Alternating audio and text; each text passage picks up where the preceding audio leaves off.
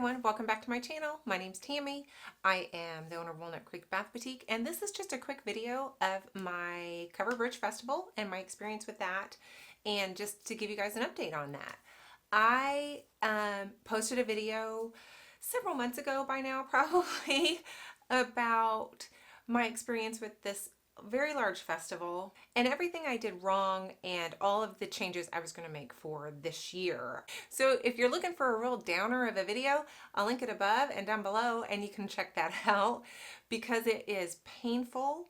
I made very costly mistakes. I made mistakes that were quite embarrassing, and yeah, it was not a good year for me. This year is different. So a lot of you guys after that video really did just, give me such encouragement and well wishes and thoughts and prayers and everything, and requested that I let you know how I did. So this is what this video is. Quick note, I am going to tuck this into my video lineup because I have always about 4 to 6 weeks of videos posted, ready to go, like scheduled. I want to just put this in there so it's more real time, and so you may see some videos after this that still talk about me preparing for the covered bridge, but I just, again, more real time wanted to share with you how I did. So this has been almost 1 week. So this is Saturday. It ended on last Sunday. So about a week later, this week I was busy just restocking and cleaning everything and doing my counts and all of that good stuff. So yeah, I needed a week. I needed that week to recover a bit and clean my house. It hadn't been cleaning forever. I did want to touch on a quick backstory before we get into the money part of it, about my expectations a little bit, because I didn't quite meet my wish or my goal for this festival, and I kind of want to explain why that is and why I am not mad about it. So, quick backstory. When I decided to do Covered Bridge, I really was focusing on wanting to do the square in the town of Rockville. I wanted under the tent. I wanted the square. I heard really good things about it, that had lots of traffic and that people were making upwards of $18,000 in sales there, depending on their products. Now, I didn't expect to make that much by any stretch, but so that's kind of what got me going with thinking, okay, maybe I just need to just try again, right? And do it differently. So that was kind of where I was thinking. And when I was thinking I was going to be on the square of Rockville, I had this number in my head of 6,000. If I had 6,000 in sales, I would call that a great success. I wanted to take 3,000 and pay my hourly salary for 3 hours a week from work, so I could reduce my hours at work, and I wanted to take another 3,000 and just kind of chunk that in my account, pay for taxes that are going to be coming up soon, and just different, like a good cushion. That's kind of what I wanted, and why I think I chose that 6,000, which was just this random number I came up with. I didn't make 6,000. I'll just tell you right now. But after months of waiting for the organizers of the square to get back with me, I mean, I would email them. They say, we'll get back with you next week, by the end of the month, next week, in 2 weeks. We'll get back with you this. And they just never got back with me. I just kind of gave up on them. And that's when I went with Billy Creek Village. Side note, they did call me about 3 weeks before the Covered Bridge Festival and offered me a spot in the tent. I was like, are you serious? I was so mad. I think I even said, are you serious? You're just now asking me this? I was so mad. I was like, who does that? So anyway, I was like, no, thank you. I have a spot. When I decided to go and put my focus over to Billy Creek, I knew that I would not be making the sales I would be if I was on the square. I knew the foot traffic wasn't going to be there. It was the first time in I don't know how many years they even had anything. It's kind of hidden off the road. So if you're driving down the highway like 36, you don't know anything's going on behind those trees. So if you didn't really kind of know that it was going on, you weren't going to stop and see. But like I said, I didn't change my goal, although I knew that it would be a lot more difficult to attain that 6,000 in sales. I knew that that probably was not going to happen. And that's one of the reasons I'm not mad about it not happening. I knew it wasn't going to. And so when it was all over, my husband asked me, he said, are you going to go to the square next year, or are you going to stick with Billy Creek? And I said, I'm going to stick with Billy Creek. He goes, why would you do that? You know you can make more money on the square. Well, there's a number of reasons why I am not going to do the square, and I'm going to stay at the village. And let me just kind of go over those, try to do this quickly. The difference between the two locations that I would even consider. Rockville was very busy. The square was packed. From what I understand, it was packed. It was a hard place to find a parking spot. The crowds were crazy. I understand that it was well traveled. But okay, so you have, I don't know. I really have no idea. 300, maybe more vendors in the square. I'm guessing 300 to 400 vendors. I really have no idea. But when you have that many vendors that you're having to get through, and you're walking like a tent, or you're walking around the square, it just seems like that's more chaos than is comfortable. You're jostling between 10,000 shoppers at a time. You're walking faster because you have so much to go through. So if something doesn't catch your eye right away, looking in a booth, you may just walk on by and check out the next booth. There's just too much to see and too much to get through. With the village, it was just lovely. I'm sorry, it was peaceful and tranquil, and people were moseying, and people were like looking at all the booths, and having cameras and talking about the buildings and looking at the barn we were in. It was an 1860 barn that they had taken apart and moved to this location. Just really neat. It had the stalls, and it was just really neat, and people were taking their time. It was just such a slower pace, and it was just so peaceful. The grounds are beautiful, and just the vibe of the whole place. People weren't in a hurry. They had the kids out there, and they were seeing the goats and the rabbits, and no one was in a real hurry. And I really liked that real slow pace. That was nice. One thing, it was easy on me because it was sometimes quite slow. I got to sit down, and normally at a craft show, I stand pretty much from the time I get there until it's time to pack up. I don't sit down very often.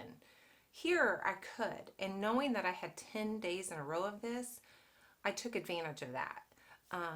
So physically, it was easy on me to work those 10 days because I did a lot of sitting, and I wasn't just on my feet for all those hours.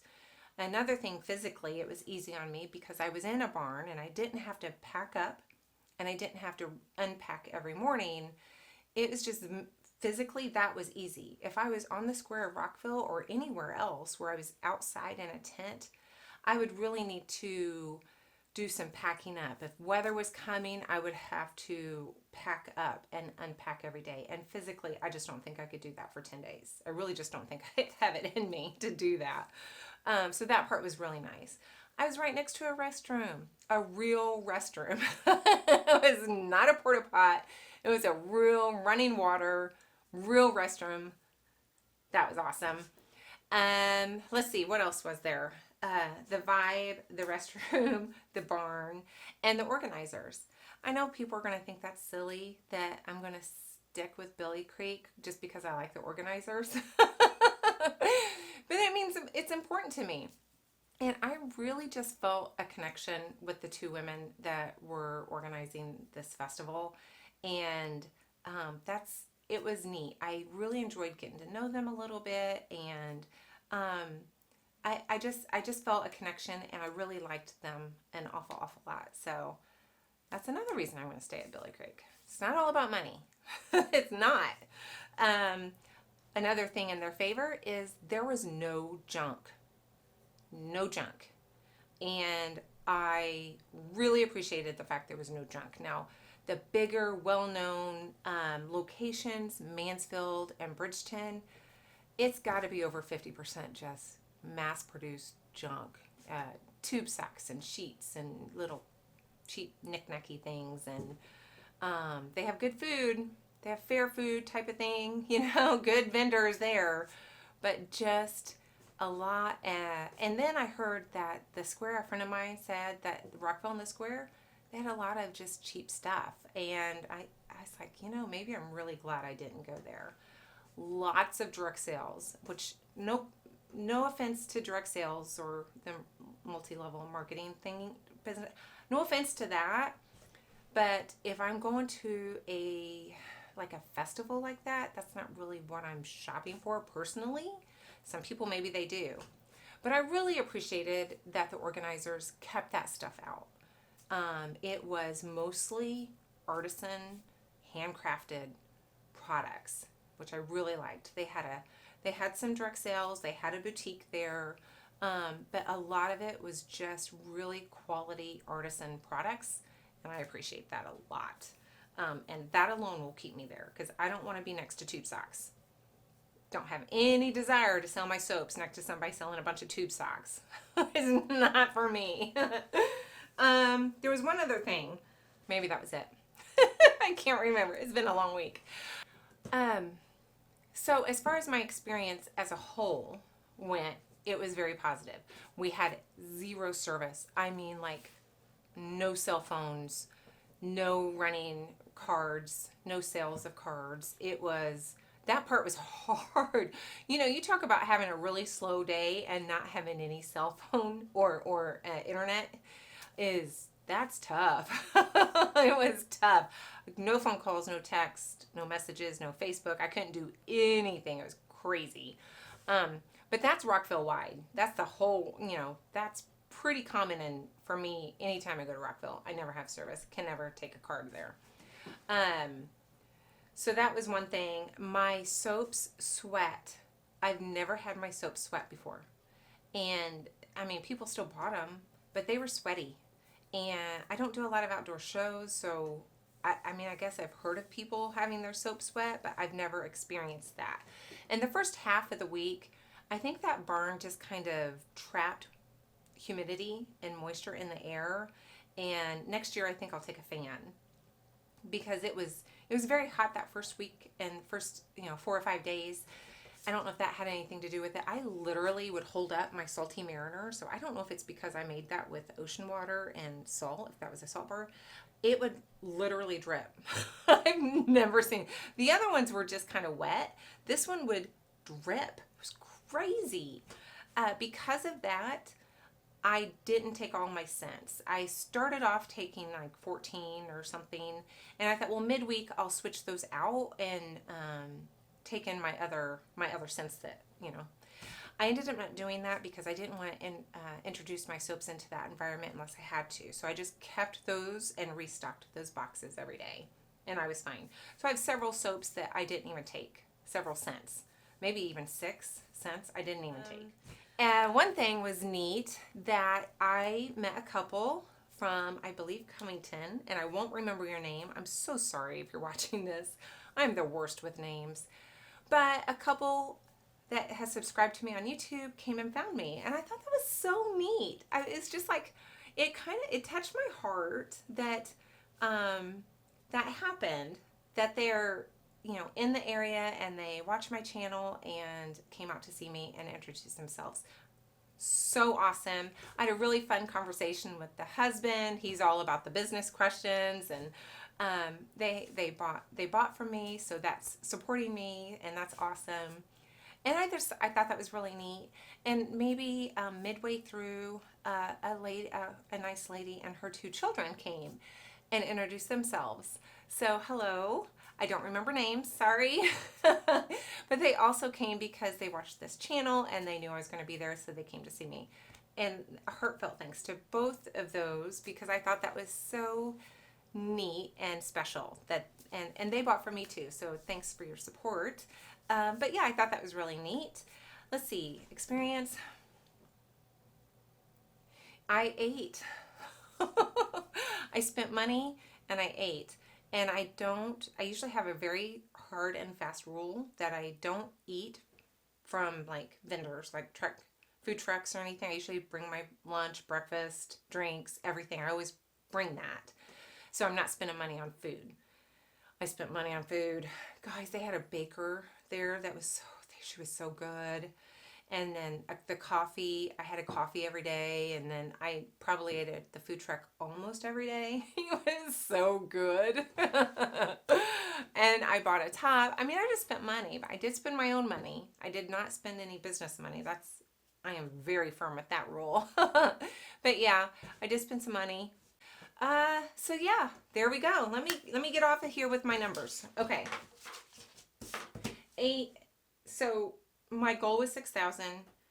I knew that was a stretch. I knew it wasn't going to happen. By the end of the first weekend, I kind of redid that. I thought, well, maybe if I make 4, I'd be pretty good. I'll be pretty happy if I break 4. I sold 3576. So 35, almost 3,600 in sales. I'm going to call that a win. You know, it's not the 6,000 I was going for, but I think every year it's going to get better. I think every year it's going to be more publicized and more people are going to kind of be aware of it. I think if people are aware of the fact that these are where the artisans are and not where the junk is, I think that'll help bring people in because I think people as a whole want to support local artisans. So I had 2 really bad days to almost not make it worth my while, and that was Wednesday and Friday, the second Friday. I didn't break 200. It's 199 both of those days.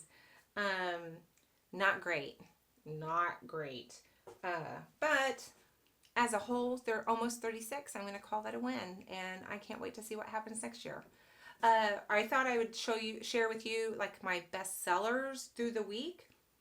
I was like coming home at night making wax melts, getting up in the morning making more wax melts. I did that probably 4 or 5 times every like night and morning. So maybe 10 rounds of just 1 or 2 cents, nothing crazy. My blueberry muffin, apple cider donut, snickerdoodle, and apple maple bourbon. Whew! Those sold. Oh, and pumpkin souffle. Can't keep that in stock. That pumpkin souffle from Candle Science was a winner. I actually ordered another 16-ounce bottle, and I made another big batch this last week. After this week, after the covered bridge. Soaps. I almost sold out of my hazelnut coffee. Cranberry pumpkin, cranberry pumpkin, very well. Eucalyptus and spearmint. Icy peppermint sold really well. True lilac sold very well, and it was just interesting. Everybody had a story. It's like, oh, I have a grandma that had a lilac bush. This smells just like it. It's like probably 50% of the people that smelled true lilac had a memory attached with it. I've never had that happen with my soaps to such an extent, and that was awesome. So I think it just kind of that scent just means something to a lot of people. So that one sold very well. Sold out every single kids bath bomb. I'm waiting for more ingredients so I can make more before my next show. But I sold out every single kids bath bomb I had. And I sold out all of my scrubs that I've taken. I have just a couple scrubs I didn't take. My cranberry and my orange, which you'll see in a couple weeks. I only have 6 of total of those. I have 4 cranberry and 2 orange left. So I sold out all of those that I took. I held these back. But yeah, that's what I sold a lot of. I sold a few shampoo bars, a few deodorants, a few liquid soaps, but these that I just mentioned, those were my bigger sellers. So anyway, I'm going to try to get this edited and up. Hopefully it's not too long. You guys know to take it with a grain of salt, right? When I say it's going to be a quick video, you know that, right? I hope you do by now. So guys, I'm just going to see you in the next video. Have a great night. Bye.